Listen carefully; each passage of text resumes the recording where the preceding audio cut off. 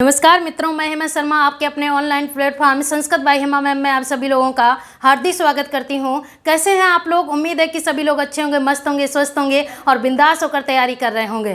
तो दो पंक्तियां आपके लिए कि न संघर्ष न तकलीफ, न संघर्ष न तकलीफ तो क्या मज़ा है जीने में, न संघर्ष न तकलीफ तो क्या मज़ा है जीने में, बड़े बड़े तूफान थम जाते हैं जब आग लगी हो सीने में। तो देखिए, आग को लगाए रखिए, जब तक आपको अपनी मंजिल नहीं मिलती है तब तक अपने सीने में आग को बना के रखिए और मंजिल मिल जाए तो मस्त होकर अपनी ज़िंदगी जियो। ठीक है। तो आज का जो सेशन होगा वो होगा आपका वर्ड विचार का, वर्ड विचार पार्ट 2। उसमें देखिए वर्ड विचार हो चुका है आपका। प्रत्यय का आज का सेशन जो होगा वो प्रत्यय का होगा। तो प्रत्यय में हम लोग देखेंगे कि प्रत्यय में सेंट्रल टेट जो है वो सेंट्रल टेट वाले एग्जाम में भी प्रत्यय बहुत ज़्यादा पूछे जाते हैं, चाहे सेंट्रल टेट हो, यूपी टेट हो और एस टेट हो और चाहे टीजीटी पीजीटी कोई भी संस्कृत का जो भी एग्जाम होता है उन सभी में ये प्रत्यय जरूर पूछे जाते हैं। एक ना एक, कोई ना कोई, एक या दो से अधिक भी, या दो तो पूछे ही जाते हैं, दो से अधिक भी पूछे जा सकते हैं। तो प्रत्यय जो मोस्ट इंपॉर्टेंट टॉपिक है उसको हम लोग आज देखते हैं।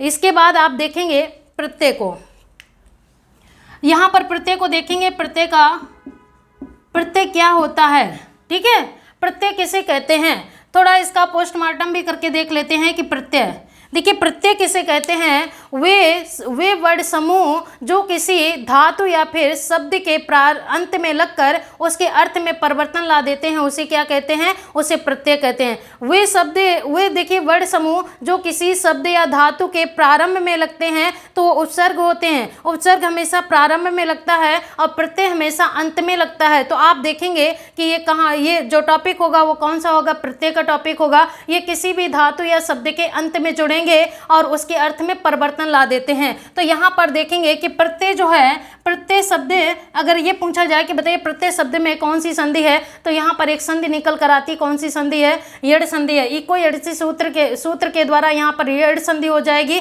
आधे अधूरे वर्णों के बाद में यावराला में से कुछ दिख जाए तो वहाँ पर यड़ संधि होती है। तो यहाँ पर आप देखेंगे कि यहाँ पर मैंने प्रति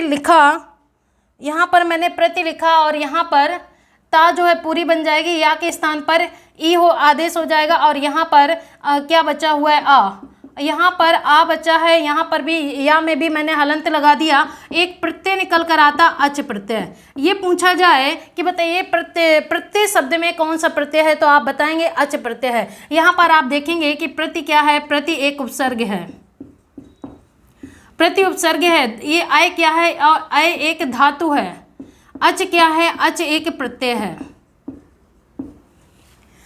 यहाँ पर आपने देख लिया, कभी कभी यहीं से ऐसे ही क्वेश्चन पूछ लेता है कि बताइए प्रत्यय शब्द में कौन सा उपसर्ग है, तो क्या बताओगे, प्रति उपसर्ग है। प्रत्यय शब्द में कौन सी धातु है, तो क्या बताओगे, अय धातु है। प्रत्यय शब्द में कौन सा प्रत्यय है, तो अच प्रत्यय है।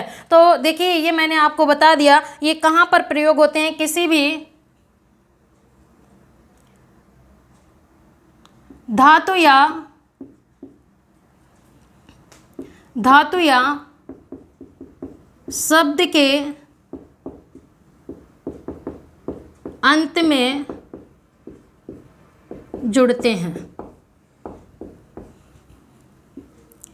प्रत्यय जो होते हैं ये कहाँ पर जुड़ते हैं, किसी शब्द या धातु के अंत में जुड़ते हैं और उसके अर्थ में परिवर्तन ला देते हैं। वो क्या होते हैं, वो प्रत्यय होते हैं। अब थोड़ा प्रत्यय के बारे में थोड़ा सा जान लेते हैं कि प्रत्यय मुख्य रूप से प्रत्यय कितने प्रकार के होते हैं। इतना लिख लिया होगा आप लोगों ने। आप देखेंगे कि मूल रूप से प्रत्यय कितने प्रकार के होते हैं। मुख्य रूप से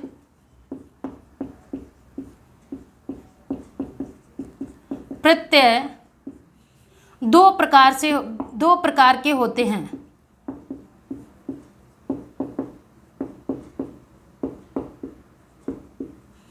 यहां पर आप देखेंगे कौन से दो प्रकार के, एक आप देखेंगे कृत प्रत्यय जिसे हम कृदंत भी बोलते हैं,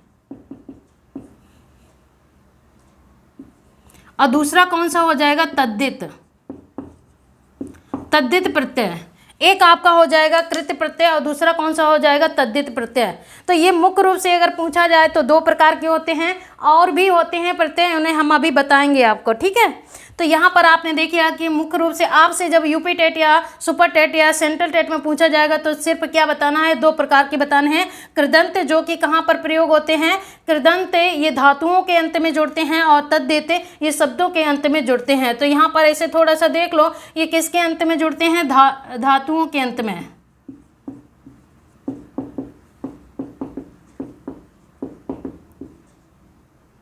जुड़ने वाले।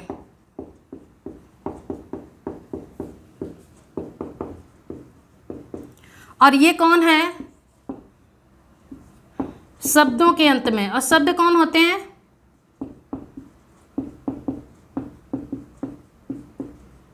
और शब्द देखिए कौन से होंगे, संज्ञा, सर्वनाम और विशेषण।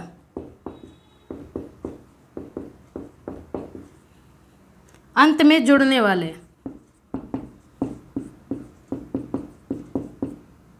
जुड़ने वाले प्रत्यय। यहां पर आपने देखा कि कृत प्रत्यय किसे कहते हैं, जो धातुओं के अंत में जुड़ते हैं, और तद्धित प्रत्यय वो होते हैं जो शब्दों के अंत में जुड़ते हैं। और शब्द कौन से होते हैं, संज्ञा, सर्वनाम और विशेषण, ये शब्द होते हैं उनके अंत में जुड़ते हैं। ये आपने देख लिया, और थोड़ा सा देख लेते हैं, इसके आगे भी देख लेते हैं थोड़ा सा।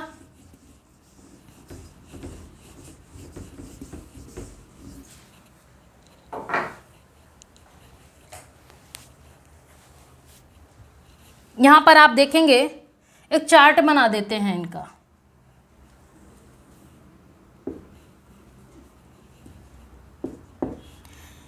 यहाँ पर आप देखेंगे धातुओं के अंत में जुड़ने वाले,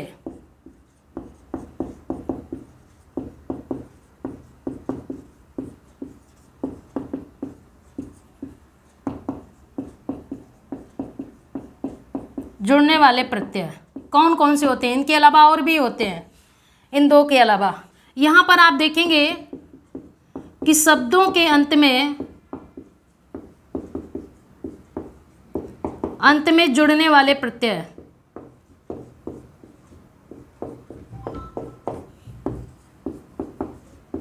जुड़ने वाले प्रत्यय यहाँ पर आप देखेंगे। अब आप देखेंगे कि शब्दों, धातुओं के अंत में कौन कौन से प्रत्यय जुड़ते हैं। अभी हमने आपको बताया कि एक कृत प्रत्यय होता है, कृत प्रत्यय, और कृत प्रत्यय से बना हुआ शब्द क्या कहलाता है, कृदंत कहलाता है। दूसरा आपने देखा तिंग प्रत्यय, अभी देखा नहीं, हम दिखा रहे हैं आपको। तिंग प्रत्यय, ये तिंग प्रत्यय की संख्या कितनी होती है, तिंग प्रत्यय की संख्या होती है 18। और इसमें भी आप देखेंगे कि जो 9 होती है वो परस्मय पदी धातुओं में प्रयोग की, परस्मय पदी की होती है, परस्मय पदी धातु की होती है, और जो 9 होती है वो आत्मनेपदी धातु की होती है। आत्मनेपदी धातुओं के तिंग प्रत्यय 9 जो होते हैं परस्मय पदी के, जैसे कि हम लोग पढ़ते हैं पठति पढ़ता, पठंती पठसी पढ़ता, पठत पठामी पठावा पठामा। तो ये कौन हो गए, परस्मय पदी के। आत्मनेपदी के लब धातु चलते हैं, लभते, लभेते, लभंते, लभसे, लभेथे, लभध्वे, लभे, लभावय, लभामय। तो ये जो हो गए 9 किसके हो गए, आत्मनेपदी के, 9 किसके हो गए, परस्मय पदी के। टोटल तिंग प्रत्यय कितने हो गए, 18 हो गए। 9 9 9 दूनी 18। अब यहाँ पर आप देखेंगे ये तो 2 ही सिर्फ हैं जो धातुओं के अंत में जुड़ते हैं, और उनमें से आपके लेवल में कौन है, वो कृत प्रत्यय है। बस ये जान लो, कभी कभी यही क्वेश्चन पूछ लेता है कि तिंग प्रत्यय की संख्या कितनी होती है, तो आप बताएंगे कि तिंग प्रत्यय की संख्या 18 होती है। इसके बाद आप जाते हैं शब्दों के अंत में जुड़ने वाले कौन से हैं। आपने देखा एक तद्धित प्रत्यय, तद्धित प्रत्यय जो कि शब्दों के अंत में जुड़ता है। दूसरा आप देखेंगे सुप प्रत्यय, ये भी शब्दों के अंत में जुड़ता है। होते कितने हैं, तो आप देखेंगे 21, मतलब 21 होते हैं, शब्दों के अंत में जुड़ते हैं। जैसे कि हम लोग पढ़ते हैं राम के रूप, आप लोगों ने पढ़े कि रामः, रामो, रामः, इस तरीके से। अब देखिए एक वचन को हम ऐसे पढ़ेंगे, एक देखिए कितनी विभक्तियां कितनी होती हैं, 7 विभक्तियां होती है। वचन कितने होते हैं, 3 वचन होते हैं। 7 विभक्तियों का एक वचन, फिर द्विवचन, फिर बहुवचन। जैसे कि हमने आपको एक वचन हम बोलेंगे 7 विभक्तियों का, राम का रूप हम ऐसे पढ़ रहे हैं, रामः, रामम, राम, राम रामेण, रामाय, रामाते, रामस्य, रामे, यही तक हो गया ना 7। फिर हम द्विवचन में जाते हैं, रामो, रामो, रामाभ्याम, रामाभ्याम, रामाभ्याम, राम्यो, राम्यो। फिर इसके बाद हम बहुवचन में जाएंगे, रामः, रामान, रामय, रामेभ्या, रामेभ्या, रामाणाम, रामेषु। देखिए 7 7 दूनी 14, 7 21। इसी तरीके से ये शब्दों के अंत में जोड़ते हैं तो यहाँ पर क्या हो जाएगा, ये 21 प्रत्यय हो जाएंगे। इसके बाद आप देखेंगे तीसरे नंबर का, आप देखेंगे यहाँ पर स्त्री प्रत्यय, और स्त्री प्रत्यय की संख्या कितनी होती है, 8। और पढ़ोगे कितने, 4। होती कितनी है, 8। वो आपके लेवल में जो 4 हैं वो थोड़ा हाई लेवल में है, वो आपके लेवल में नहीं पूछे जाते हैं। आपके लेवल में जो पूछे जाएंगे वो 4 ही पूछे जाएंगे, वो हम आपको पढ़ाएंगे। यहाँ पर अब ये टोटल ये नहीं बता देना है कि प्रत्यय के टोटल प्रत्यय कितने होते हैं, ये नहीं बताना है। आपको सिर्फ यही बताना है कि मुख्य रूप से जो प्रत्यय होते हैं वो कितने होते हैं, वो 2 होते हैं। एक आपका हो गया कृत प्रत्यय, जिसे हम कृदंत भी कहते हैं, एक आपका हो गया तद्धित प्रत्यय। बस इतना बताना है। पढ़ेंगे क्या अब, इसलिए मैंने ये बता दिया, पूरा चार्ट बना के आपको नॉलेज होनी चाहिए। कभी कभी ऐसे ही पूछ लेता है कि सुप प्रत्यय की संख्या कितनी होती है, तो 21 होती है। कभी पूछ लेता है कि तिंग प्रत्यय की संख्या कितनी होती है, तो 18 होती है। स्त्री प्रत्यय की संख्या पूछी नहीं जाती है, लेकिन इन दोनों की संख्या पूछ ली जाती है। इसलिए मैंने ये पूरा ग्राफ बना के आपको दिखा दिया, ठीक है। तो यहाँ पर आपने देख लिया कि धातुओं के अंत में ये जुड़ते हैं कृत और तिंग प्रत्यय, शब्दों के अंत में जुड़ते हैं तद्धित, सुप और स्त्री प्रत्यय। अब हम लोग चलते हैं कृत प्रत्यय को पढ़ेंगे। किस प्रत्यय को पढ़ेंगे, कृत प्रत्यय को, धातुओं के अंत में जो लगते हैं उस प्रत्यय को पढ़ेंगे।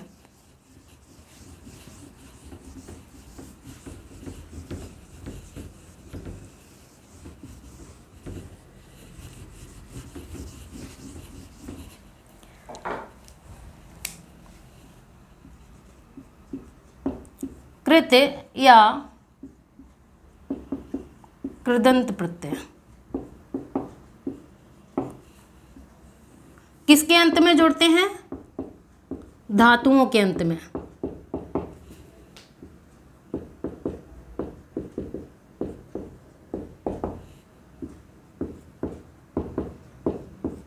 बार बार इसलिए लिख रहे हैं ताकि आपको याद हो जाए, ठीक है। धातुओं के अंत में ये जुड़ने वाले प्रत्यय हैं। अब देखिए कृत प्रत्यय जब धातुओं के अंत में जुड़ता है तो वो कृत प्रत्यय होता है, जो धातुओं के अंत में जुड़ता है। अब इससे जुड़ा हुआ जो शब्द बनता है उसे हम क्या कहते हैं, कृदंत प्रत्यय कहते हैं। अब देखिए 3 प्रकार के शब्द बनाता है कृत प्रत्यय। कितने प्रकार के शब्द बनाता है, तो कृत प्रत्यय से जुड़ा जो शब्द होता है, कृत प्रत्यय से बना शब्द नहीं, कृत प्रत्यय 3 प्रकार के शब्द बनाता है।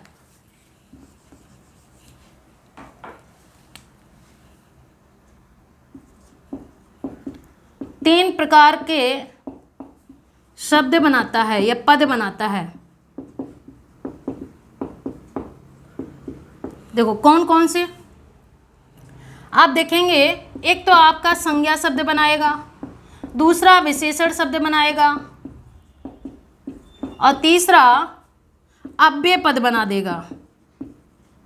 देखिए 3 प्रकार के पद बनाएगा, संज्ञा पद, विशेषण पद और अव्यय पद। 3 प्रकार के पद बना देता है। अब यहीं पर इसके बाद आप देखेंगे कि कृत प्रत्यय या कृदंत प्रत्यय के अंतर्गत एक प्रत्यय आता है। नंबर 1 प्रत्यय का नाम क्या होगा, प्रत्यय होगा अक्त प्रत्यय। नंबर 1 अक्त प्रत्यय।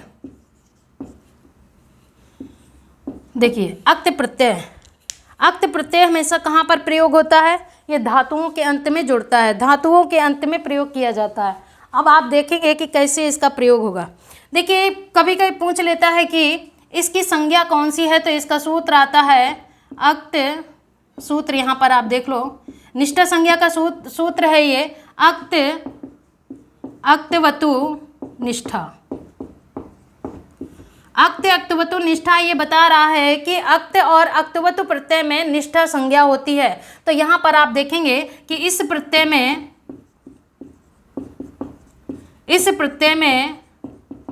निष्ठा संज्ञा होती है।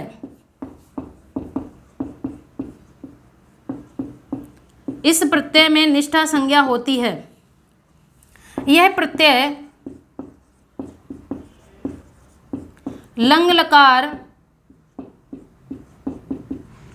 लंग लकार को हम क्या कहते हैं? भूतकाल।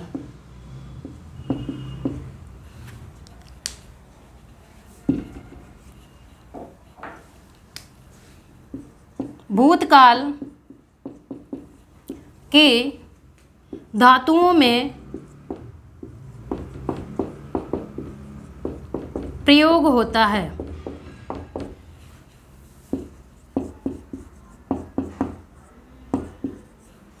देखिए ये पॉइंट ऐसे है ये, ठीक है। अब यहाँ पर ये देखेंगे कि यह प्रत्यय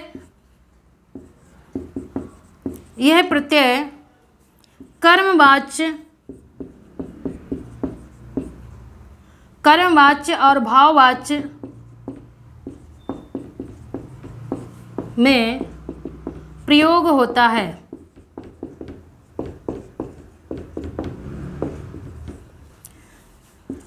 इस प्रत्यय का ता शेष बचता है।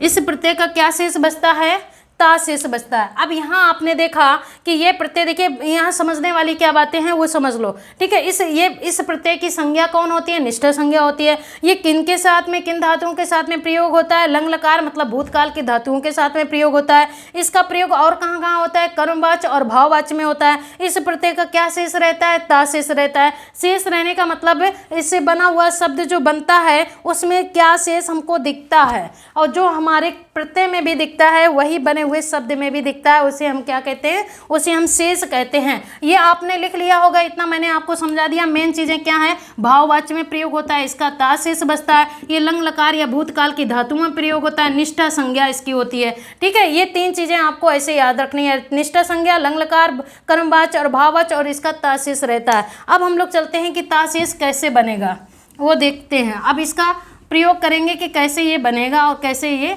बनता है।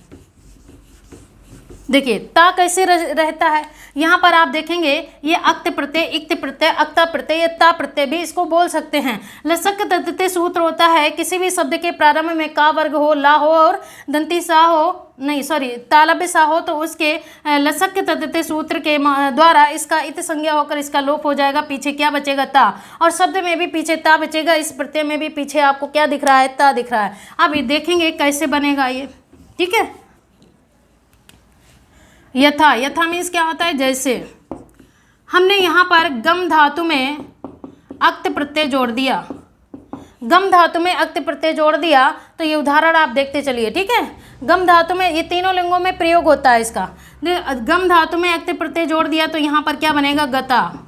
ये पुल्लिंग का शब्द होगा, यहाँ पर स्त्रीलिंग का शब्द बनेगा, और यहाँ पर नपुंसक लिंग का शब्द बनेगा। तीनों लिंगों में ये प्रयोग होता है, ठीक है।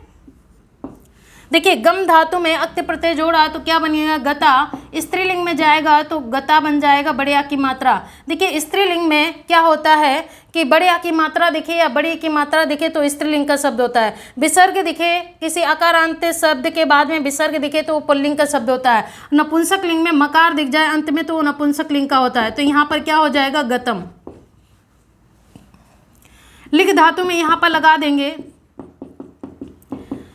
तो क्या बन जाएगा? देखिए इट का आगम हो जाएगा यहाँ पर, तो बन जाएगा लिखता। और स्त्रीलिंग में जब चलेंगे तो क्या हो जाएगा? लिखता, बड़े आ की मात्रा हो जाएगी। यहाँ पर आप लिखेंगे तो लिखतम। समझ में आ रहा होगा आप लोगों के। देखिए यहाँ पर पट धातु में लगाएंगे तो क्या बन जाएगा? पठिता। इसमें भी इट का आगम हो गया। इसके बाद यहाँ पर देखेंगे पठिता, फिर यहाँ पर आप देखेंगे पठितम। इसके बाद आप देखेंगे भू धातु, भू धातु में लगाएंगे अक्त प्रत्यय तो बन जाएगा भूता, फिर बनेगा आपका भूता, यहाँ पर बन जाएगा भूतम, ठीक है। इसके बाद आप देखेंगे क्री, क्री मीन्स होता है करना, तो क्या बनेगा? कृता। फिर इसके बाद में क्या हो जाएगा? कृता। फिर यहाँ पर क्या बनेगा? कृतम। देखिए दृश्य धातु, दृश्य मीन्स होता है देखना, दृश्य धातु में लगाएंगे तो क्या बन जाएगा?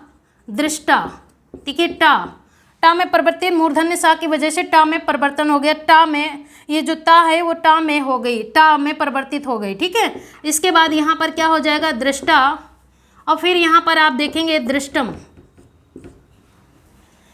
देखिए पृच्छ, पृच्छ मीन्स क्या होता है, पूछना, तो यहाँ पर क्या बन जाएगा, पृष्ठा।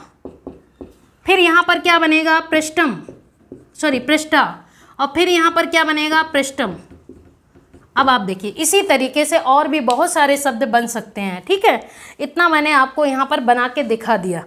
अब आप देखेंगे कि कैसे ता, देखो यहाँ पर इस प्रत्यय में भी क्या दिख रहा ता, और यहाँ पर सभी में क्या दिख रहा ता, सभी में देखिए ता ता ता ता, सभी में इसमें टा दिखा, ता दिखे या टा दिखे समझ लेना अक्त प्रत्यय ही है। पीछे देखिए बड़े आ की मात्रा लगी है तो इसका मतलब ये स्त्रीलिंग का बोध करवा रहा है, मकार है तो इसका मतलब ये नपुंसक लिंग का बोध करवा रहा, और अगर विसर्ग लगी है इसका मतलब ये पुल्लिंग का बोध करवा रहा है ये शब्द, ठीक है। तो यहाँ पर देखिएगा सभी में ता ता ता दिखेगा, और इस प्रत्यय के अंत में भी क्या दिख रहा है, सॉरी यहाँ नहीं, यहाँ इस प्रत्यय के अंत में भी क्या दिख रहा है, ता दिख रहा है। तो यहाँ पर आप देखेंगे कि सभी में क्या हो जाएगा, अक्त हो जाएगा। यहाँ पर आप देखेंगे कि ये देखिए दृष्टा बन जाएगा, यहाँ पर लिख देते हैं दृष्टम, और यहाँ पर आप देखेंगे पृष्ठम, शायद आपको ये दिख नहीं रहा होगा, ठीक है। तो आप देखेंगे, क्लियर हो गया ना। तो आप देखेंगे ये तो आपका अक्त प्रत्यय एकदम क्लियर हो गया। अब दूसरा प्रत्यय भी देख लो, ठीक है। दूसरा दो प्रत्यय तो कम से कम पढ़ ही लो। यहाँ पर एक प्रत्यय और आता है जो कि अक्तवत प्रत्यय हो जाएगा, इसको मुझे रफ करना पड़ेगा। समझ में आ गया होगा, उम्मीद करते हैं कि समझ में आया होगा। चलो दूसरा प्रत्यय भी हम लोग देख लेते हैं। स्पेशल ये सेंट्रल टेट क्योंकि इस समय फॉर्म आया हुआ है, और तैयारी करते रहिए आप लोग। अक्तवत प्रत्यय, इसकी भी कौन सी संज्ञा होती है, इस प्रत्यय की भी निष्ठा संज्ञा होती है, सूत्र वही लागू होगा, ठीक है। इस प्रत्यय की भी निष्ठा संज्ञा होती है।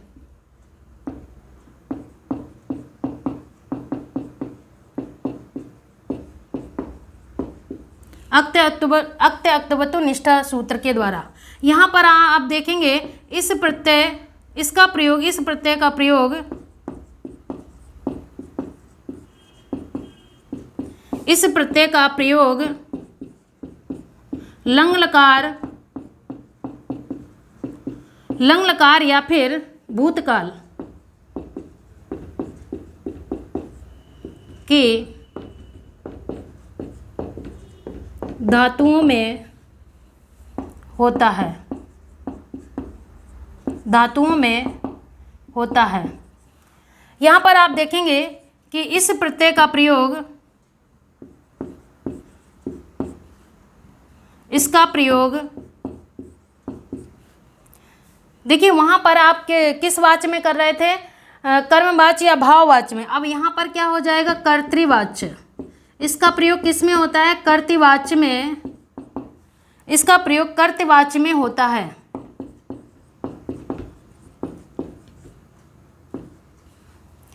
अब यहाँ पर आप देखेंगे इस प्रत्यय का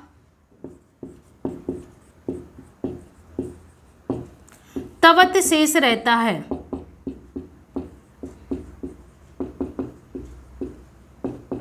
इस प्रत्यय का क्या शेष रहता है, तवत शेष रहता है। अब यहाँ पर आप देख लीजिए मेन चीज़ें क्या हैं। इस प्रत्यय की कौन सी संज्ञा होती है, निष्ठा संज्ञा होती है। इसका प्रयोग कहाँ पर होता है, भूतकाल की धातुओं के साथ में होता है। इसका और कहाँ प्रयोग होता है, कर्तवाच्य बनाने में होता है। इस प्रत्यय का क्या शेष रहता है, तवत शेष रहता है। तो देखिए चार चीज़ें यहाँ पर भी मिल गई, निष्ठा संज्ञा और लंग लकार ये सेम हो गए, और ये चेंज हो गया कर्तवाच्य, कर्तृवाच्य में इसका प्रयोग करते हैं, और अक्त प्रत्यय का प्रयोग किसमें कर रहे थे, कर्मवाच्य और भाववाच्य में कर रहे थे। ये अंतर हो गया। वहाँ पर ता शेष बच रहा था और यहाँ पर क्या शेष रहता है, यहाँ पर तवत शेष रहता है। ये दो चीज़ें अलग हो गई उस वाले प्रत्यय से, और दो चीज़ें सेम हैं। तो यहाँ पर आप देखेंगे तवत कैसे रहता है शेष, यहाँ पर हम अभी रफ करके आपको दिखाते हैं। इतना लिख लिया होगा, आप लिख लेना बाद में, ठीक है।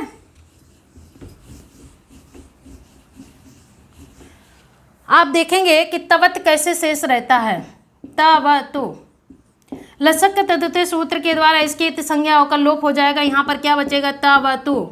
अब यहाँ पर तू को भी हम तोड़ देंगे, ता से ऊ को बाहर निकाल देंगे।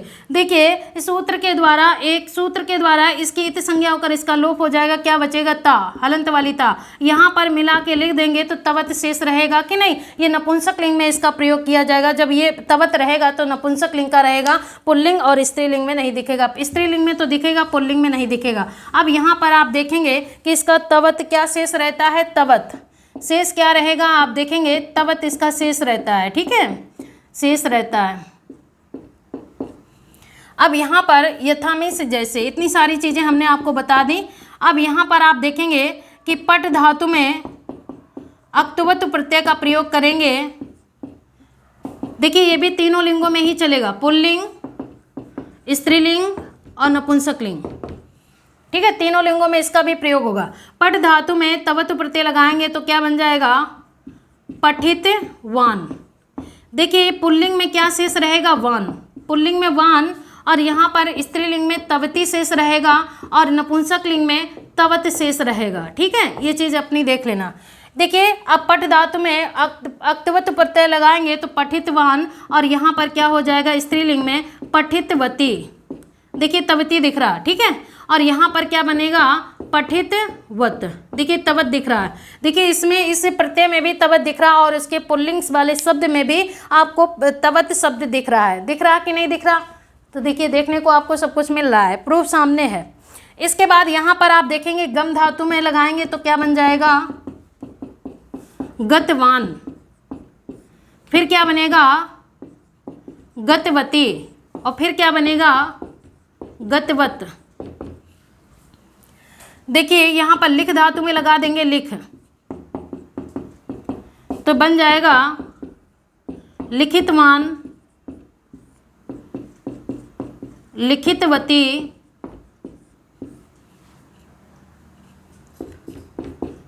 और लिखितवत। इसके बाद आप देखेंगे क्री धातु में लगा देंगे, क्री मीन्स होता है करना, तो यहाँ पर क्या हो जाएगा, कृतवान, कृतवती और यहाँ पर कृतवत।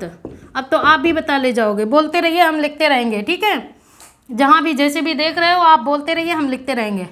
इसके बाद आप देखेंगे जैसे कि मैंने दृश्य धातु में लगा दिया, ठीक है, तो यहाँ पर क्या बनेगा, दृष्टवान,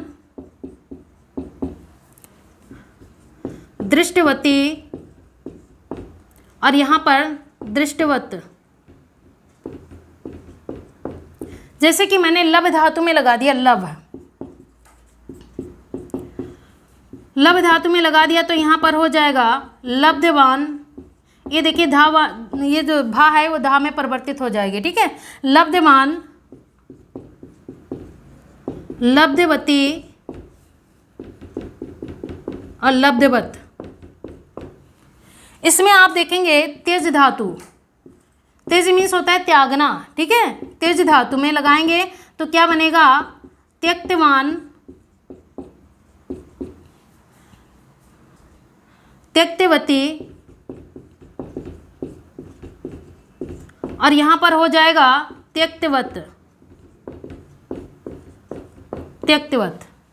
इतने मैंने आपको बता दिया। अब यहाँ पर आप थोड़ा सा समझ लीजिए,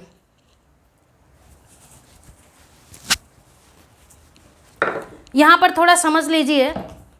देखिए यहाँ पर आपको पुल्लिंग में क्या दिख रहा है, वान वान वान, ठीक है, सभी में वान वान दिख रहा। स्त्रीलिंग में तवती तवती तवती, पीछे देखिए तवती तवती दिख रहा है, और नपुंसक लिंग में तवत तवत तवत तवत सभी में दिख रहा है। अगर यहाँ पर इस शब्द में भी ये जो प्रत्यय दिया इसमें भी आपको देखेंगे, संस्कृत वाली नज़र से देखेंगे तो यहाँ पर तवत आपको दिख रहा है, जो मैंने आपको दिखाया था ये वाला तवत तोड़ के दिखाया ना मैंने, और इसलिए यहाँ पर तवत दिख रहा है। पुल्लिंग नपुंसक लिंग में, पुल्लिंग में वान दिखेगा, स्त्रीलिंग में तवती दिखेगा। ये प्रत्यय आपको समझ में आए होंगे, उम्मीद करती हूँ कि समझ में आए होंगे अच्छे से। मैंने अच्छे से समझाने की कोशिश की है और यहीं से क्वेश्चन पूछ लिया जाता। देखो क्वेश्चन कैसे पूछा जाता, उसने लिख दिया गतवती में कौन सा प्रत्यय है, तो आपने देखा कि गतवती तवती दिख रहा है, इसका मतलब अक्तवत प्रत्यय कहीं ना कहीं ये वाला प्रत्यय 4 ऑप्शन में जरूर रखा होगा। वहाँ पर पूछ लिया गया कि बताइए गतः शब्द में कौन सा प्रत्यय है? तो आपने देखा कि पीछे ता लिखा हुआ है, इसका मतलब यहाँ पर अक्त प्रत्यय है। उस ऑप्शन में 4 में से ऑप्शन में कहीं ना कहीं एक अक्त प्रत्यय जरूर रखा होगा। तो इस तरीके से वहां पर ऐसे पूछ लिया जाए कि कृतवान में कौन सा प्रत्यय है। आपने देखा कि वान है, वान जो लगता है पुल्लिंग में लगता है और प्रत्यय कौन सा होता है? अक्तुवत प्रत्यय होता है। तो वहां पर 4 ऑप्शन में अक्तुवत प्रत्यय भी तो दिया होगा। तो इस तरीके से आप क्वेश्चन किसी भी प्रकार से घुमा फिरा कर पूछा जाए तो आप कर ले जाएंगे। कॉन्सेप्ट क्लियर रखिए, क्वेश्चन जरूर निकलेगा। तो बताइए आज की क्लास कैसी लगी? उम्मीद है कि क्लास बहुत ही अच्छी लगी होगी। इसी तरीके से आप लोग पढ़ते रहिए, मस्त रहिए और बिंदास होकर तैयारी करते रहिए। सबसे बड़ी बात कि आप लोग स्वस्थ रहिए, अपना ख्याल रखिए और स्वस्थ रहिए, तभी आप अच्छी तैयारी भी कर पाओगे। और चैनल को लाइक एंड शेयर सब्सक्राइब जरूर कर दीजिए। और आज के लिए इतना ही, फिर मिलते हैं अगली क्लास में। तब तक के लिए जय हिंद, जय संस्कृत।